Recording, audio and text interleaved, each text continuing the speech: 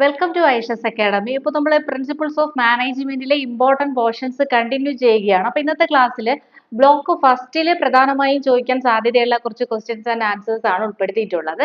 First ക്വസ്റ്റ്യനിലോട്ട് പോവാം.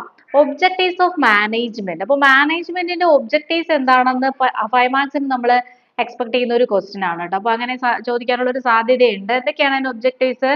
Planning the activities to achieve the objectives lay down by the concern. അപ്പോൾ ഓർഗനൈസേഷന്റെ പ്ലാനിങ്ങിന് അനുസരിച്ചിട്ട് അല്ലെങ്കിൽ അവരുടെ ഒബ്ജക്റ്റീവ്സ് അനുസരിച്ചിട്ട് അവരുടെ ഓരോ പ്ലാൻസും ഇംപ്ലിമെന്റ് ചെയ്യുക എന്നുള്ളത് മാനേജ്മെന്റിന്റെ പ്രധാനപ്പെട്ട ഒരു ഒബ്ജക്റ്റീവ് ആണ്. അപ്പോൾ ഒബ്ജക്റ്റീവ് ഓഫ് മാനേജ്മെന്റിൽ ആദ്യം നമ്മൾ എടുത്തു പറയേണ്ടത് പ്ലാനിങ് ആണ്.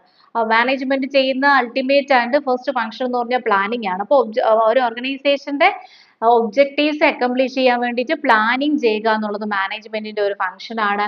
അടുത്ത് പറയുന്നു organising the efficient performance of work. വർക്കിന്റെ അല്ലെങ്കിൽ ഓരോ എംപ്ലോയീസിന്റെ വർക്കിനെ വളരെ എഫിഷ്യന്റ് ആയിട്ടുള്ള രീതിയിൽ എന്ത് ചെയ്യുക, ഓർഗനൈസ് ചെയ്യുക. ഓരോ ആക്ടിവിറ്റീസിനെയും പ്ലാൻ ചെയ്ത് ഓർഗനൈസ് ചെയ്യുക എന്നുള്ളത് മാനേജ്മെന്റിന്റെ അൾട്ടിമേറ്റ് ആയിട്ടുള്ള ഒബ്ജക്റ്റീവ് ആണ്. അടുത്ത് പറയുന്നു economical utilisation of resources. Available ആയിട്ടുള്ള റിസോഴ്സസിനെ ഏറ്റവും എഫിഷ്യന്റ് ആയിട്ട് എക്കണോമിക്കൽ ആയിട്ട് യൂസ് ചെയ്യാൻ സഹായിക്കുക എന്നുള്ളതും മാനേജ്മെന്റിന്റെ എന്താണ് ഒരു ഒബ്ജക്റ്റീവ് ആണ്. ആൻഡ് നെക്സ്റ്റ് പറയുന്നു മൊബിലൈസേഷൻ ഓഫ് സ്പെഷ്യലൈസ്ഡ് പേഴ്സൺസ്. ഒരു ഓർഗനൈസേഷന് ഏറ്റവും സ്യൂട്ടബിൾ ആയിട്ടുള്ള ഏറ്റവും എഫിഷ്യന്റ് ആയിട്ടുള്ള വ്യക്തികളെ ചൂസ് ചെയ്യുക അല്ലെങ്കിൽ അവരെ മൊബിലൈസ് ചെയ്ത് ഒരുമിച്ച് കൊണ്ടുവന്ന് വളരെ ആക്യുറേറ്റ് ആയിട്ട് ഓർഗനൈസേഷന്റെ ആക്ടിവിറ്റീസ് കണ്ടക്ട് ചെയ്യുക എന്നുള്ളതും മാനേജ്മെന്റിന്റെ ഒബ്ജക്റ്റീവ് ആണ്.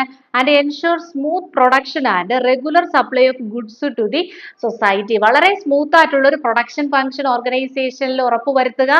അതുവഴി ക്വാളിറ്റി ആയിട്ടുള്ള ഗുഡ്സ് ആൻഡ് സർവീസസ് ആർക്ക് നമ്മുടെ സൊസൈറ്റിക്ക് പ്രൊവൈഡ് ചെയ്യുക. അപ്പോൾ and last one periodical evaluation and assessment of performance. ഓർഗനൈസേഷന്റെ പെർഫോമൻസ് എന്ത് ചെയ്യുക, ഒരു പീരിയോഡിക്കൽ ബേസ് ആയിട്ട് ഇവാലുവേറ്റ് ചെയ്യുക, പെർഫോമൻസ് എന്ത് ചെയ്യുക, അസസ്മെന്റും ചെയ്യുക. അപ്പൊ ഇത്രയാണ് മാനേജ്മെന്റിന്റെ ഏറ്റവും പ്രധാനപ്പെട്ട ഒബ്ജക്റ്റീവ്സ് എന്ന് പറയുന്നത്. അപ്പൊ ഒബ്ജക്റ്റീവ്സ് നിങ്ങൾ നന്നായിട്ട് നോക്കി വെച്ചേക്കുക. അടുത്ത് ഈ മാനേജ്മെന്റിന്റെ ഏരിയയിൽ നിന്ന് ഒന്നെങ്കിലും ഒബ്ജക്റ്റീവ്സ് ചോദിക്കുക, അതല്ലെങ്കിൽ മാനേജ്മെന്റിന്റെ ഫീച്ചേഴ്സും ചോദിക്കുക. അതിൽ ഏതെങ്കിലും ഒരു ക്വസ്റ്റ്യൻ ചോദിക്കാൻ സാധ്യതയുണ്ട്. ഇത് രണ്ടും പഠിച്ചു വെക്കുക. ഏതാണ് വരുന്നത് നമുക്ക് അറിയില്ലല്ലോ.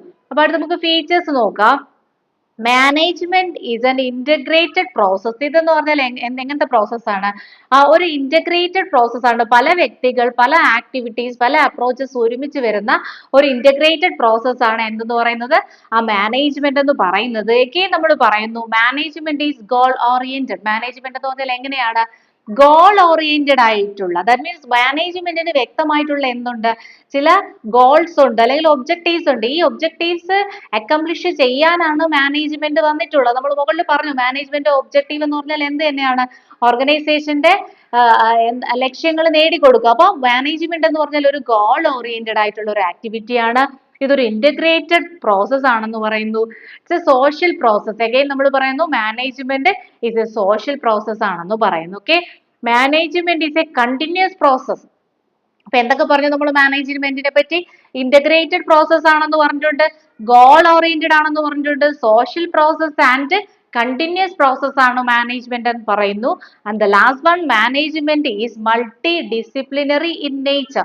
അതായത് മാനേജ്മെന്റ് എന്ന് പറഞ്ഞാല് മൾട്ടി ഡിസിപ്ലിനറി ആണ്. പല പല ഡിസിപ്ലിൻസ് ഇൻക്ലൂഡ് ചെയ്തിട്ടുള്ള അല്ലെ, പല പല കോൺസെപ്റ്റ്സ്, പല പല സബ്ജക്ട് ഇൻക്ലൂഡ് ചെയ്തിട്ടുള്ള ഒരു പ്രോസസ് ആണ് എന്തെന്ന് പറയുന്നത്, മാനേജ്മെന്റ് പ്രോസസ്. ഓക്കെ, അപ്പൊ objectives of management and features of management നോക്കി വെക്കുക. ഇനി അടുത്തൊരു ക്വസ്റ്റ്യൻ പറയുന്നത് benefits of behavioural science approach. 5 മാർക്സിന് നമ്മൾ പ്രതീക്ഷിക്കേണ്ട ഒരു ക്വസ്റ്റ്യൻ ആണ്. അപ്പോൾ ബിഹേവിയറൽ സയൻസ് അപ്രോച്ച് എന്താണെന്നുള്ളത് നോക്കി വെക്കുക. അതിന്റെ ബെനിഫിറ്റ്സ് എന്താണെന്ന് ചോദിച്ചാൽ നമുക്ക് ഇങ്ങനത്തെ പോയിന്റ്സ് എഴുതാം. ഫസ്റ്റ് പറയുന്നു ഫുൾ പൊട്ടൻഷ്യൽ. അതായത് it encourages managers to utilize every employee's full potential in the services of the organization. അതായത് ബിഹേവിയറൽ സയൻസ് അപ്രോച്ച് പ്രകാരം ഈ ഒരു അപ്രോച്ച് ഏതൊരു എംപ്ലോയിയുടെയും ഫുൾ ആയിട്ടുള്ള അവരുടെ ഒരു എബിലിറ്റി ഓർഗനൈസേഷനിൽ യൂട്ടിലൈസ് ചെയ്യാൻ ഈ ഒരു അപ്രോച്ച് സഹായിക്കുന്നു എന്നാണ് പറയുന്നത്. ഫുൾ പൊട്ടൻഷ്യൽ, ഒരു എംപ്ലോയിയുടെ ഫുൾ പൊട്ടൻഷ്യൽ ഓർഗനൈസേഷനിൽ യൂട്ടിലൈസ് ചെയ്യാൻ ബിഹേവിയറൽ സയൻസ് അപ്രോച്ച് എന്ത് ചെയ്യുന്നു, സഹായിക്കുന്നു. അപ്പൊ അതുകൊണ്ട് തന്നെ നമുക്ക് പറയാം ബിഹേവിയറൽ സയൻസ് അപ്രോച്ചിന്റെ ഒരു ബെനിഫിറ്റ് ആണ് എന്തെന്ന് പറയുന്നത്, ഫുൾ പൊട്ടൻഷ്യൽ എന്ന് പറയുന്നത്.